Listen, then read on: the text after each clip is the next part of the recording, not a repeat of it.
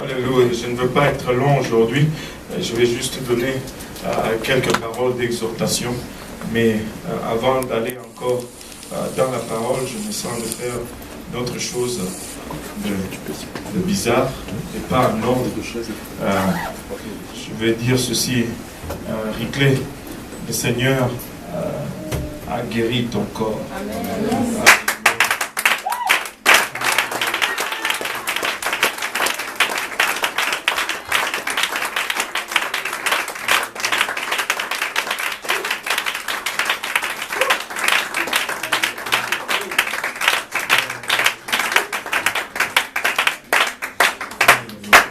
Depuis tout à l'heure, je voulais prier pour toi, mais alléluia. Le Seigneur est bon. Amen. Gloire au nom de Jésus-Christ. On va aller dans le livre de Luc, un passage assez familier. On va juste aller tirer quelques principes que nous allons appliquer dans notre vie. Et juste une parole d'exhortation aujourd'hui. Ce n'est pas une théologie quelconque, mais juste une parole d'exhortation. Amen. Content de voir le frère Luc qui était KO. Alléluia. Gloire de Jésus. Alléluia. Ses enfants m'ont dit, papa a trop conduit la voiture, il est fatigué. Gloire au nom de Jésus. Alléluia. Luc chapitre 10, verset 25.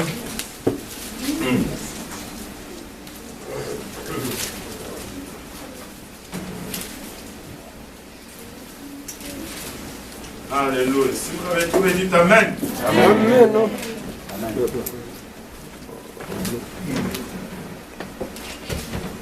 Si vous cherchez encore, dites j'arrive.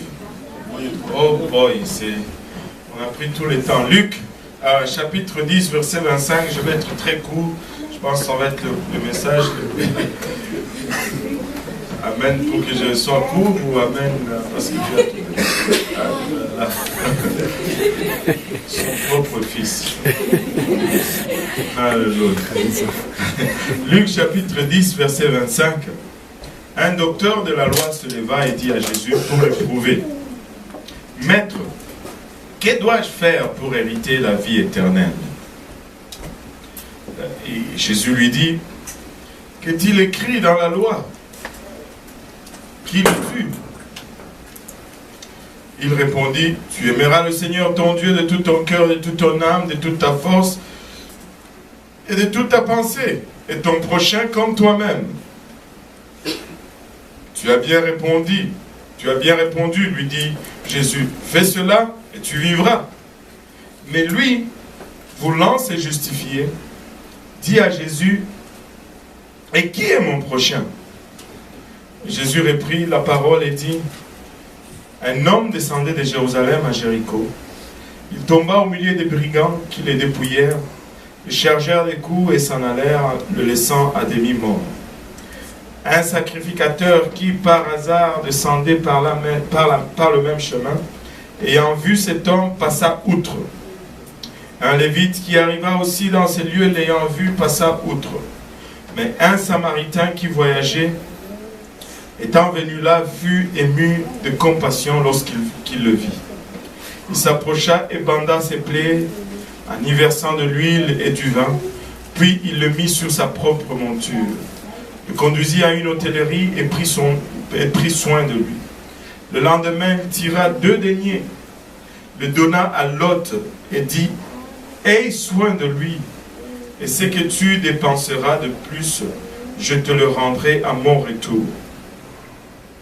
Lequel de ces 3 te semble avoir été le prochain de celui qui était tombé au milieu des brigands? C'est celui qui a exercé la miséricorde envers lui, répondit le docteur de la loi. Et Jésus lui dit, va, et toi fais de même. Amen.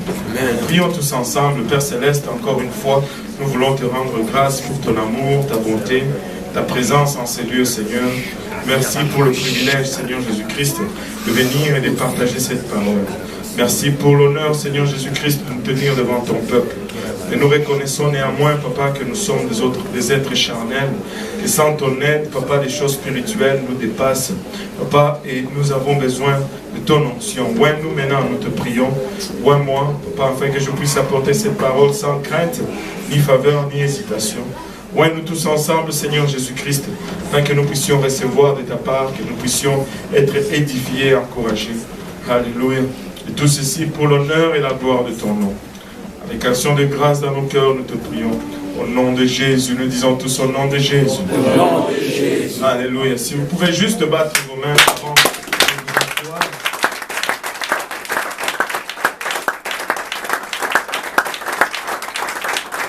Alléluia. Vous pouvez vous asseoir. Le Seigneur est bon, n'est-ce pas? Amen. Désolé, aujourd'hui, on a oublié de mettre l'air conditionné en partant.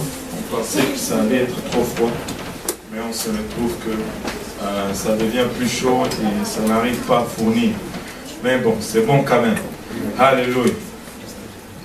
Dans le passage que nous avons lu, c'est probablement un des passages les plus familiers de la Bible. Nous avons tous entendu parler du bon samaritain, n'est-ce pas? Et des fois, nous nous disons, j'ai fait mon bon samaritain. Amen. Et nous voulons tous être le bon samaritain. Mais voyons un peu ici dans ce passage, qui est ce bon samaritain et quel est notre rôle ou notre place dans ce verset qui devient très instructive pour nous qui sommes l'Église. La première des choses que nous devons d'abord constater ici, c'est que Jésus-Christ est encore sur terre, il est encore vivant. Donc la loi est encore active, la loi est encore de vigueur. Et ces docteurs de la loi, ce n'était pas n'importe qui, c'était quelqu'un qui connaissait la loi. Se leva et dit à Jésus, la Bible nous dit, pour l'éprouver, pour voir si il en avait en dedans de lui. Il dit, Maître, que dois-je faire pour hériter la vérité éternelle? Et des fois, pour hériter la vie éternelle, je veux dire. Et des fois, vous allez être éprouvé dans votre connaissance. Vous allez être éprouvé. Les gens qui connaissent déjà la parole de Dieu vont venir vous voir pour vous poser des questions, voir si vous savez.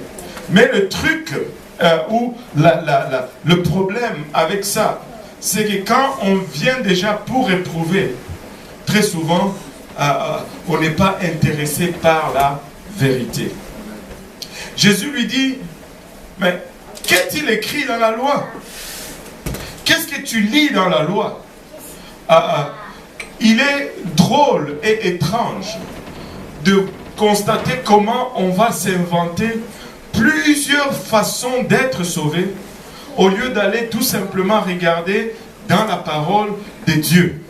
Écoutez, ce qui doit diriger notre vie, ce qui doit nous rassurer de notre salut, c'est la parole de Dieu. Ce n'est pas ce que je ressens, ce n'est pas ce que j'observe, mais c'est la parole de Dieu qui me donne assurance, qui me garantit de ce que j'ai fait, que ça va marcher. Je ne peux regarder nulle part ailleurs pour savoir comment je peux être sauvé, ou qu'est-ce que je dois faire pour être sauvé, ou si je suis sauvé, ou si je ne le suis pas. C'est la parole de Dieu qui est garant de mon salut. Et nous devons apprendre à regarder à la parole de Dieu en tout le temps. Amen. Amen. Vous savez, il y en a qui gèrent leur vie par les signes. Il y en a qui gèrent leur marche spirituelle par les rêves. Il y en a qui gèrent leur marche spirituelle en recherchant une parole ici, une parole là-bas. Écoutez, c'est la parole de Dieu qui doit gérer notre vie. C'est la parole de Dieu qui doit gérer notre marche spirituelle. J'ai médité beaucoup hier et avant-hier. Et le Seigneur me dit ceci. Quand tu rêves au fond, tu n'es même pas maître de ta conscience. Tu n'es pas au contrôle de ta conscience.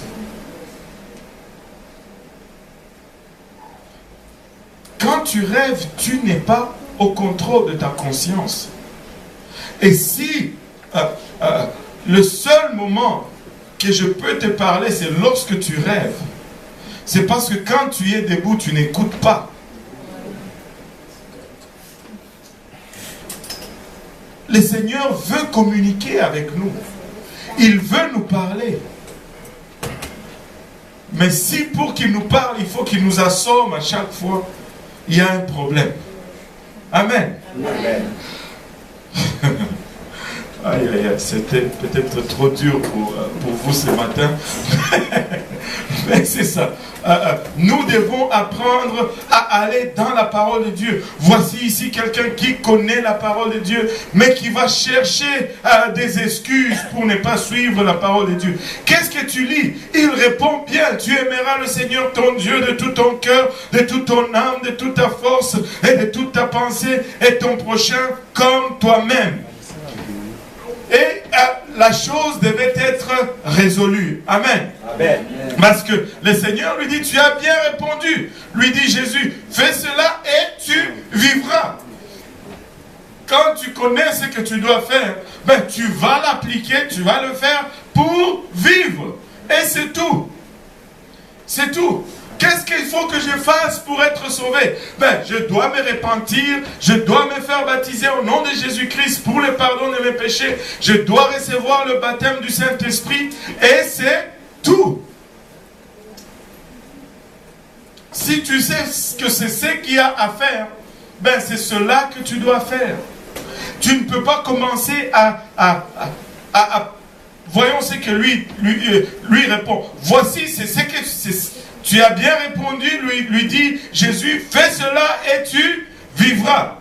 Mais lui, voulant se justifier, et ça c'est toujours là notre problème. Écoutez, nous ne pouvons jamais nous justifier devant Dieu. C'est Dieu qui nous justifie. Si nous commençons à nous justifier nous-mêmes, nous sommes perdus. Nous ne pouvons pas nous justifier. Nous sommes pécheurs. Nous sommes coupables, tout le temps coupables. C'est Dieu qui nous justifie. Mais lui, voulant se justifier, dit à Jésus, et qui est mon prochain? C'est quoi même cette eau-là? Si tu me dis, je dois me faire baptiser, c'est quoi cette eau? Ben, l'eau, c'est l'eau. La dernière fois que j'ai vérifié l'eau, c'était l'eau. Oh, c'est l'eau.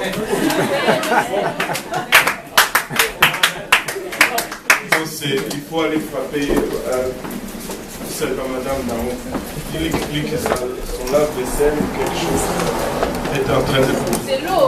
Il y a quelqu'un qui doit se faire baptiser.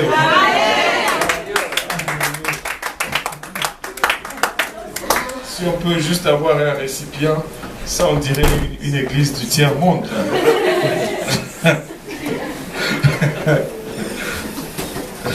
Alléluia. Il pleuvait dans l'église. C'est la pluie du Saint-Esprit. L'eau, c'est l'eau.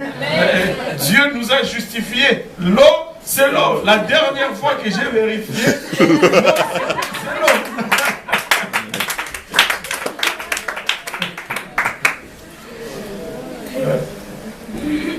Et c'est qui mon prochain? Des fois, nous avons la parole de Dieu et nous cherchons à lui donner une signification qu'elle n'a pas pour justifier notre manque d'obéissance à celle-ci. Non, l'eau c'est l'eau. Tout ça est filmé. L'eau c'est l'eau. L'esprit c'est l'esprit. Il y en a qui disent, bon, écoutez, le Seigneur Jésus-Christ, Nicodème va le voir de lui, il dit, ben, qu'est-ce que je dois faire? Il dit, non, tu es un maître qui nous vient de la part de Dieu. Et Jésus dit, ben, écoute, Nicodème, si tu n'es pas né d'eau et d'esprit, tu ne peux entrer dans le royaume des cieux. Nicodème n'a pas dit, ben, non, mais je parlais de cela avec quelqu'un, il m'a dit, non! Tu ne comprends pas. L'eau ici signifie la parole. Il dit, l'eau ici signifie la parole. J'ai dit, pas de problème. Mettons que l'eau signifie la parole. Et l'esprit, qu'est-ce que l'esprit va signifier? Parce que si on est dans le symbolique, ça va rester symbolique tout le verset. Si on est dans le réel, ça va rester réel tout le verset. Maintenant, si l'eau ici c'est la parole, c'est quoi l'esprit que l'esprit représente? Je ne peux pas changer juste un et laisser l'autre. Amen. Amen. Je ne sais pas si j'ai fait du sens. Amen. Mais on ne peut pas commencer à regarder la parole de Dieu et à essayer de se justifier. Face à la parole de Dieu, la seule réponse qui est acceptable, c'est l'obéissance. Amen. Il faut obéir à la parole de Dieu. Tu as bien répondu, dit Jésus, fais cela et tu vivras. Mais lui, voulant se justifier, dit à Jésus, et qui est mon prochain? Mais qui est mon prochain? C'est quoi cette eau? Là, Jésus commence à lui donner une histoire comme le Seigneur seul lui-même sait le faire. Et je voulais maintenant que nous regardons cette histoire et que nous l'appliquons sur nous-mêmes aujourd'hui. Et que nous trouvions une place dans cette histoire. Une place qui va déterminer ce que nous allons faire dans l'église de Dieu. Parce qu'au fond, cette parabole est toute question de gagner les âmes. Nous sommes ici pour gagner des âmes. Nous ne sommes pas là pour acheter des bâtisses. Si nous achetons des bâtisses, c'est pour gagner des âmes. Nous ne sommes pas là pour organiser des pique-niques. Si nous organisons des pique-niques, c'est pour gagner des âmes. Nous ne sommes pas là pour organiser des veillées. Si nous organisons des veillées, c'est pour gagner des âmes. Nous ne sommes pas là juste pour inviter les gens à la maison, leur donner la nourriture, leur faciliter la vie. Si nous faisons tout cela, c'est toujours avec l'intention de gagner les âmes, de les amener au Seigneur Jésus-Christ. Mais comme Église, nous sommes tout un corps et chacun a sa place dans le corps de Christ. Et il est nécessaire que tu trouves ta place dans le corps du Christ. Et il n'y a rien qui est négligeable dans le corps du Christ. Regardez, un sacrificateur, j'ai sauté un verset. Jésus reprit la parole au verset 30 et dit, un homme descendait de Jérusalem à Jéricho, il tomba au milieu des brigands qui les dépouillèrent, les chargèrent des coups et s'en allèrent, le laissant à demi mort. Ça, c'est nous. Que tout le monde dise ça, ça veut dire moi. Ça veut dire moi. Ça, c'est vous et moi. Ça, c'est nous. Quand nous ne connaissions pas le Seigneur, il y a eu un brigand. On l'appelle le père de mensonges. Il n'est venu que pour dérober, tuer et détruire ou égorger. Écoutez, nous sommes tous victimes de ce brigand. Avant que nous ne connaissions pas Jésus, il nous a dérobés, il nous a volé d'abord de notre royauté, il nous a volé des richesses innombrables dans le Seigneur, il nous a volé de notre relation avec Dieu, il nous a volé de notre paix, il nous a volé de beaucoup de choses. Avant de connaître Jésus-Christ, je n'avais pas la paix. Je n'avais pas la paix tout simplement. Avant de connaître Jésus-Christ, je n'avais pas la joie. Il nous a volé, il nous a rossé et il nous a laissé à demi morts. Et ce n'est pas une coïncidence que Dieu dit à Adam et dans le jardin d'Éden, le jour où tu en mangeras, tu mourras. Et hors de Jésus-Christ, nous sommes morts. Nous pouvons être probablement en train de marcher. Tu dis, mais pasteur, il y a plein de gens qui n'ont pas Jésus, qui marchent sur la rue là. C'est pourquoi le parabole nous dit, ils sont à demi morts. Parce que spirituellement, ils sont réellement morts. Bien que physiquement, ils peuvent marcher. Les laissant à demi morts. Il nous dit, un sacrificateur ni un sacrificateur qui par hasard descendait par le même chemin, ayant vu cet homme, passa outre. Un sacrificateur, c'est quelqu'un qui est à l'œuvre du Seigneur. C'est quelqu'un, non seulement il connaît le Seigneur, mais il a dévoué toute sa vie pour servir le Seigneur.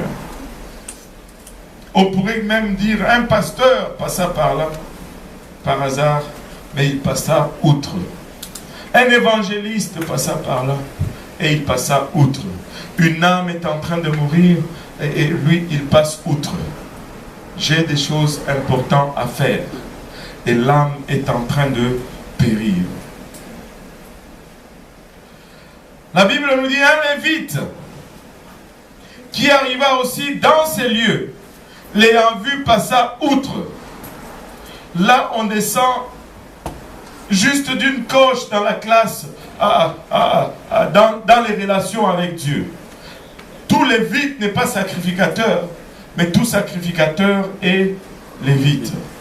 On est en train de parler vraiment ici de ce que Dieu a choisi. Quelle est notre réaction quand nous passons à côté de ceux qui ont besoin de connaître Dieu? Quelle est notre réaction quand nous passons à travers ces gens qui sont à moitié morts? Sommes-nous tellement occupés dans notre ministère que nous ne voyons même plus ceux qui sont dans la détresse? Ça, ce n'est pas vraiment servir Dieu. La Bible nous dit, mais un Samaritain qui voyageait, étant venu là, fut ému de compassion lorsqu'il le vit. Un Samaritain qui n'était même pas de la même nation. C'était des gens qui étaient en guerre. Les Juifs et les Samaritains se détestaient.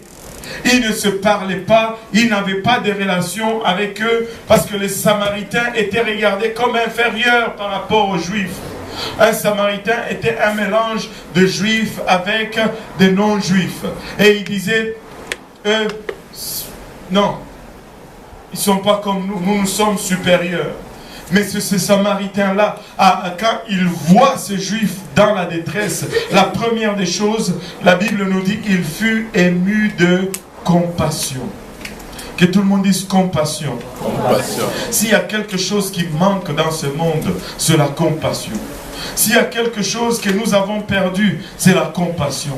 Et s'il y a quelque chose que nous ne devons pas perdre comme église, c'est la compassion. Arriver à une place où tu vois quelqu'un et ça te fait mal dans ton cœur. Arriver à une place où tu regardes quelqu'un qui est en route vers l'enfer et que ça te touche dans ton cœur. Arriver à une place où tu vois quelqu'un qui n'est pas dans la vérité et que ça te fasse quelque chose. Nous ne pouvons pas rester indifférents face à ce que nous sommes en train d'observer ni de voir. Sans la compassion, nous ne pouvons gagner personne à Dieu. Mais très souvent, nous sommes distraits par nos soucis. Nous sommes distraits par nos préoccupations que nous y perdons même la compassion. Et très souvent, des fois même, ça pourrait sembler même légitime. Nous avons été blessés, nous avons été offensés, nous avons été usés et abusés au point que nous perdons la compassion. Mais si tel est le cas, nous devons venir à cet autel, prier Dieu, demander de nous restaurer encore une fois cette compassion. Parce que sans la compassion, nous ne pouvons pas servir Dieu.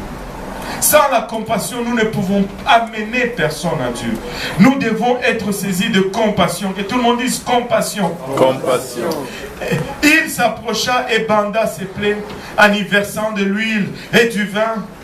Puis il le mit sur sa propre monture. Le conduisit à une hôtellerie et prit soin de lui. Il s'est approché de lui. Il a commencé d'abord à le laver. Il a versé de l'huile sur ses blessures. Il a versé le vin sur ses blessures. Et puis il l'a pris. Il l'a mis sur sa propre monture. Et après, il l'a amené à l'hôtellerie. Et là, il a continué à prendre soin de lui. Et comme il devait continuer son voyage, la Bible nous dit au verset 35, le lendemain, il tira 2 deniers, les donna à l'hôte, le responsable de l'hôtel. Elle dit, aie soin de lui, et ce que tu dépenseras de plus, je te le rendrai à mon retour. Et le Seigneur lui demande lequel de ces 3 te semble avoir été le prochain du Samaritain. Et il répondit, c'est le Samaritain. Du blessé, il lui répondit, c'est le Samaritain. Il dit, va, toi aussi fais de même. Et je ressens que le Seigneur est en train de nous dire, comme Église aujourd'hui, allez, et vous aussi, faites de même. Et maintenant, nous voulons bien jouer le rôle du Samaritain dans cette histoire. Mais permettez-moi de vous donner une vision un peu différente de cette parabole.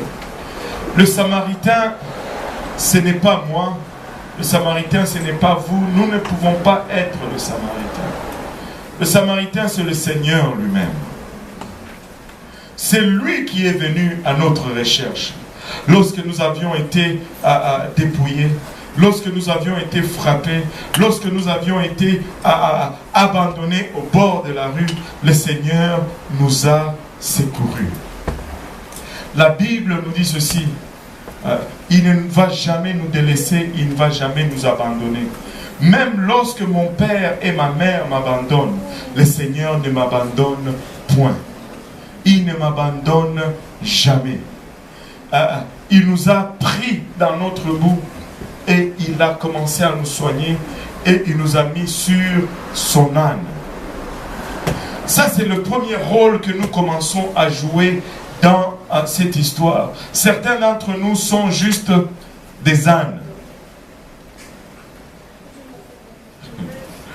Ce n'est pas que nous devenons inférieurs ou que nous devenons des animaux ou que nous devenons bêtes. Non, c'est juste un rôle à jouer. Certains d'entre nous, Dieu nous appelle à juste aller dans les rues et à prendre ces blessés et à les amener à l'hôtel. Notre travail, c'est juste ce transport. Il y a certains d'entre vous qui sont doués juste à inviter quelqu'un à l'église. Maintenant, continuez à inviter quelqu'un dans l'église. Et quand on vous donne pour prendre soin de quelqu'un, c'est une catastrophe. Mais pour parler à quelqu'un, à un inconnu, vous n'êtes pas du tout gêné. Faites-le. C'est ta place dans le Seigneur. Fais-le. Quand on te donne une étude biblique, tu commences à trembler et c'est un désastre. Mais pour aller parler à quelqu'un sur l'autobus, un inconnu, pas de problème. Tu vas aller, tu vas le faire sans problème. Mais fais-le. Continue à être cette monture pour le Seigneur qui amène jour après jour des âmes dans la maison du Seigneur. Fais-le. N'arrête pas, ne regarde pas l'autre en disant oui, il fait ceci, oui, il ouvre le service, oui, il prêche. Non, je suis peut-être juste sur la monture, mais le Seigneur a besoin de cette monture pour transporter les blessés dans les lieux de sécurité. Fais-le. Alléluia. Regarde ton voisin, dis-lui, fais-le. Fais-le. Alléluia. Le ministère de transport n'a pas commencé avec nous.